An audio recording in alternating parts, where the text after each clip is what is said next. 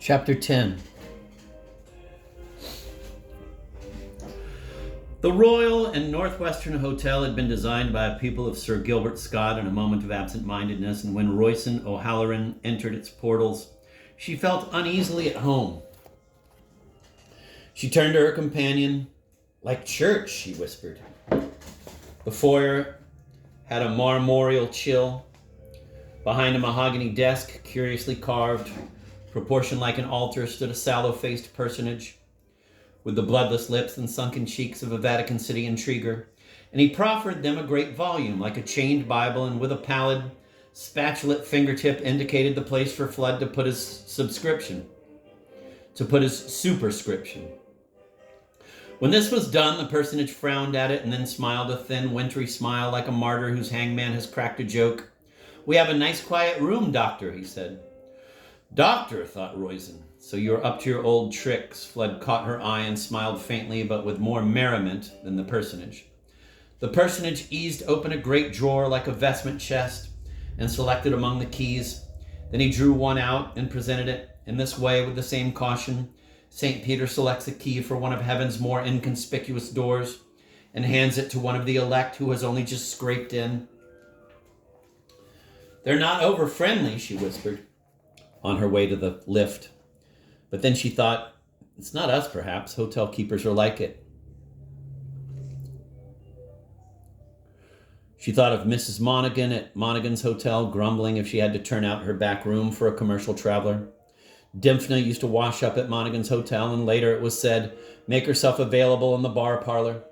When she thought of this, Royson O'Halloran's cheeks burned. Then something more obvious struck her.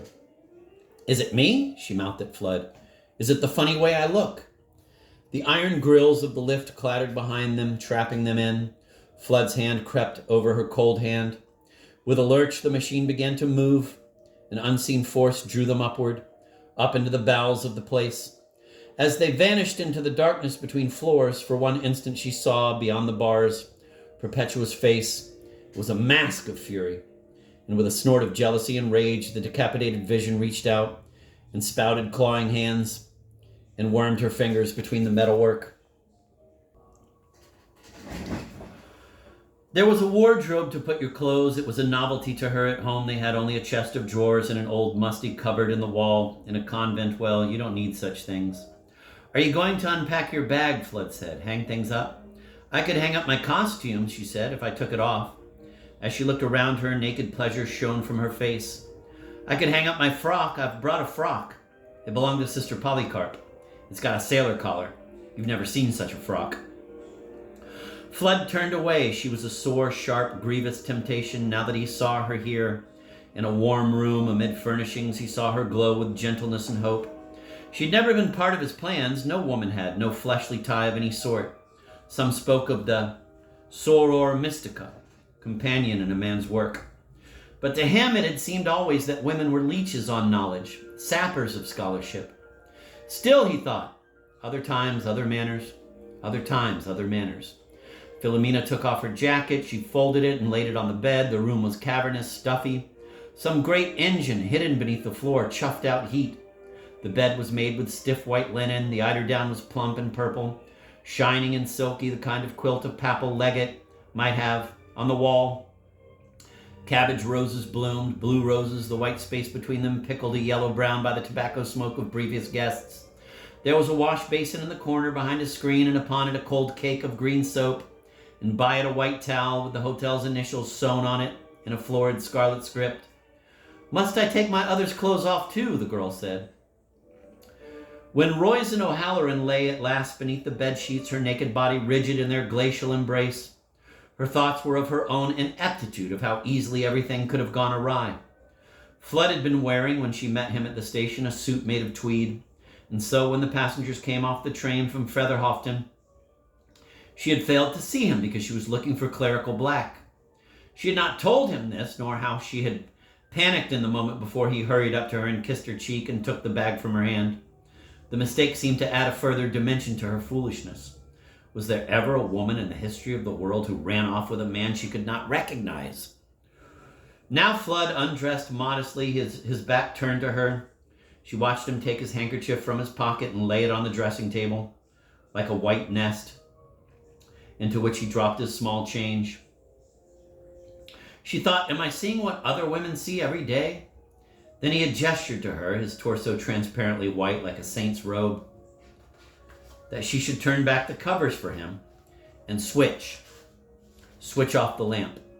Reduced to a dim outline, he shed the rest of his clothes, and they fell onto the floor beside hers, gliding over the Axminster without a sound. He arrived at the bed.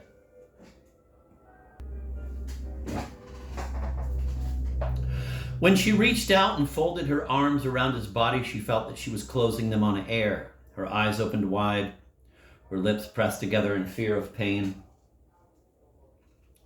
She fell back against the pillows, her neck outstretched. She turned her head and watched the wall, the curtain, their shadows moving across the wall. Every possession is a loss, Fludd said. But equally, every loss is a possession. Wow, that's a good one.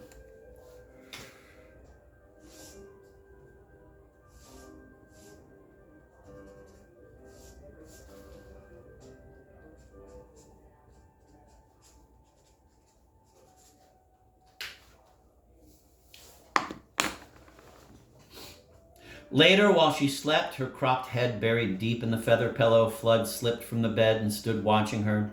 And listening to the sounds of the city at night, he heard the mournful shunting and the calls of trains, the feet of night porters on the stairs, the singing of a drunk in St. Peter's Square. He heard ragged breathing from 100 rooms, the Morse chattering of ships at sea, the creak and scrape of the pivot as angels turned the earth.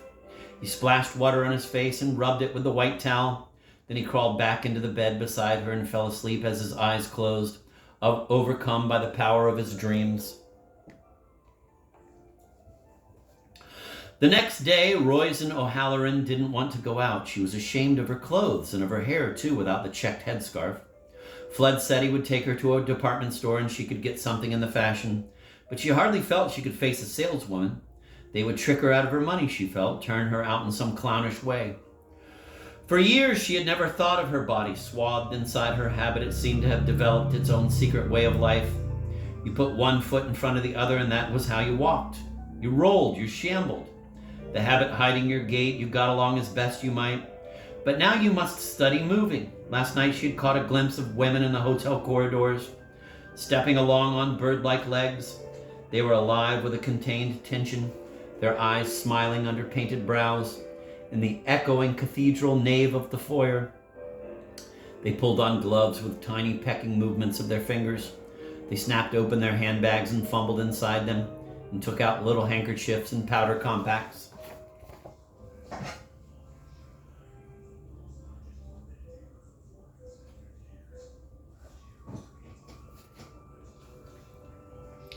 I ought to have all that, she said, incredulous. Lipsticks. And scent, Fludd said. Face powder. Furs, Fludd said. He tried to coax her out of the room, out of the bed, but she sat up against the pillows with the linen sheets, which had crackled with starch last night and now felt limp and damp, pulled up to her chin. She could not explain to him that she felt that she already had new clothes, that with the loss of her virginity she had put on another skin. People say loss, she reflected, but they do not know what innocence is like. Innocence is a bleeding wound without a bandage, a wound that opens with every casual knock from casual passers-by. Experience is armor, and she felt already clad. She had woken at 5, the convent hour, and found herself ravenously hungry. She had to contain and soothe her hunger in the dark, lying beside Fludd's sleeping form. She could not see him breathe. Sometimes she leant over him to see if he were dead. At 7 o'clock, Fludd woke up. He ordered breakfast to be sent to their room. She pulled the sheets over her head and hid when the knock came at the door. And for minutes afterwards, she cowered there in case the hotel person should have forgotten something and come back again. Fludd plied the EPNS teapot. She heard the little clink the china made when cup was sent on saucer. Sit up, he said. Here is an egg for you. She had it on her knees on a tray. She had never had breakfast in bed before, but she had read about it in books. It seemed a dangerous business, keeping the tray wedged just so between ribs and navel, not breathing too much, not moving your legs. Fludd picked up sugar lumps and little tongs and dropped them into her tea and stirred it for her. Each cup and saucer had its own spoon. "Just try it," Fludd urged, as she half sat, half lay, looking dubiously at what was put before her. "Let me butter some toast for you. And you can have marmalade too. Eat up your egg. It will make you strong." She took up her cutlery, hesitated. "Which is the better side of the egg to cut into, do you think?" "It's a matter of personal preference." "But which do you think?" she persisted. "Doesn't matter what I think. You must do as you like. There's no rule, you see. At the convent, we didn't get eggs. We got porridge. You must have had eggs at home." "In Ireland? I thought you were from off a farm." "We had eggs on the farm, yes, but not to eat, to sell. At least," she added, after some thought, "we did eat them sometimes, but not so often that you worked out your own way of going on." Fludd's egg was already pithed, demolished. She hadn't seen him open it up, much less eat it, and yet she could swear that for 5 minutes she hadn't taken her eyes from his face. Later they needed more food. When she unpacked her Gladstone bag, she realized that Sister Anthony had secreted, in the folds of Sister Polycarp's sailor dress, a number of small, gritty buns. She thought they might subsist on these, but Fludd had other ideas. He sent downstairs again. A large oval plate came, with a doily on it, with very small sandwiches with the crusts cut off. And there was another plate, which had buns with frosted icing, some white and some pink, topped with angelica leaves and tiny candied flowers. The day passed. She was tired, so tired. Fludd took the trays away, and she leant back against the pillows. All the weariness of her convent years, all the weariness of her early rising childhood, seemed to visit her at once like a tribe of unexpected relatives. "I could drink sleep," she said. "I could eat it. I could roll around in my dreams like a pig in mud."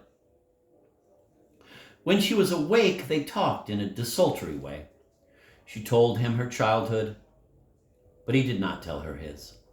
Later, he telephoned for wine. Money seemed no problem for Fludd. And the wine, a Swedish straw-colored wine, the first she had tasted, went to her head. She closed her eyes for a moment and allowed herself to think of next day. Fludd said it would be all right about her hair, that if she liked, he would go himself to Paulden's on Market Street and buy her a silk scarf, which they would arrange around her head in some artistic way, or if she preferred, he said, some kind of smart toque. But she did not know what was a toque. She kept silent on the matter. When she opened her eyes again, Fludd was standing by the window looking down into the street. People were on their way home from work, he said, hurrying to Exchange Station and to Victoria. It was raining, he said, and the people were packed on the pavements under their bobbing umbrellas, like lines of black beetles on the march. Fludd stood watching them, leaning with his outstretched arm propping the wall. His head drooped onto his arm, and he nuzzled it with his forehead and cheek like a cat against the sofa. "I feel trapped in this room," he said. "Tomorrow we must certainly go out." "But it is only one day," she wanted to protest. 27 hours ago, she had been in the convent parlor dressing herself under the directions of Sister Anthony. 24 hours ago, perhaps a little less, they had entered this room. Elsewhere, life went on as before. Bells rang. The convent kept its hours. Whatever had Perpet said when she returned from her parish visits and found her gone? Had she known it once? Or was it at chapel she had missed her? Or at the evening soup collation? Had the others made some excuse to hide her absence as long as possible? Had they lied for her? Had they imperiled their immortal souls? She twisted Miss Dempsey's paper ring round and round on her finger. It really was a skillful construction. Already, when she thought about it, Perpet's face was growing dim, as if time and experience had consumed her, burnt her like a wax doll. Presently, Fludd, tired of watching the office workers, rejoined her in bed.